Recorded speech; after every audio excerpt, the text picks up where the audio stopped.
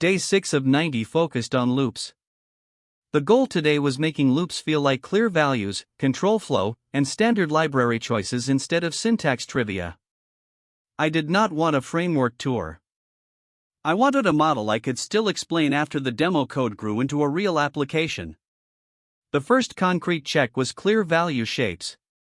That sounds small, but it decides whether the code reads like a contract or like a lucky sequence of framework calls. The second check was control flow that makes valid states obvious.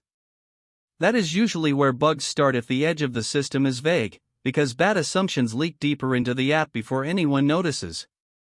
The third check was small methods with one reason to change. Once that was visible, make values, collections, and control flow say one clear thing about the data they represent. That is what made the lesson feel reusable instead of tied to one tutorial example. The implementation only started to feel solid once used control flow and method choices to make valid transitions obvious. In Java, that usually means the types, services, and framework wiring all need to agree about who owns each decision. I kept returning to one more rule: prefer small explicit data shapes over clever abstractions that hide the real meaning. That is the part that shortens debugging because the code tells you where to look instead of forcing you to reconstruct the intent from scratch. The predictable mistakes were using broad or vague types until the data model stops explaining itself and writing control flow that technically works but hides which states are actually valid.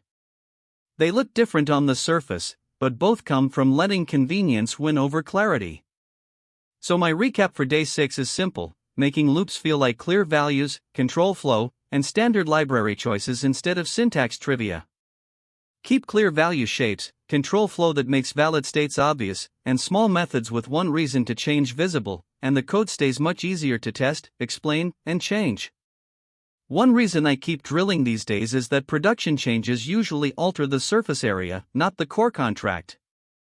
If the contract is clear, the refactor stays local instead of infecting the whole project, and that is a much better place to be when release pressure shows up.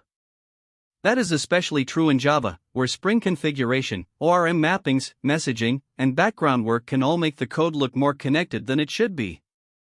Clear ownership prevents the drift and gives you a much smaller search space the first time something breaks.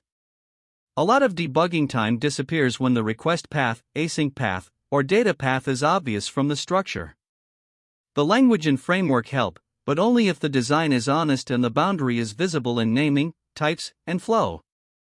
My test is simple: could I explain this same design tomorrow with a different example and still keep the same reasoning? If yes, the lesson probably landed for real. If not, I probably memorized a recipe instead of understanding the trade-off. I also ask where the next teammate would hesitate. That question usually points at the first boundary that is still implied instead of stated, and cleaning that up early is almost always cheaper than doing it after 2 more features land on top of it. When the code is shaped well, the DTOs, handlers, services, and logs tell the same story. When they do not, the mismatch shows up in review before it shows up in production, which is exactly where I want the correction to happen. That is why I keep practicing with one concrete path at a time.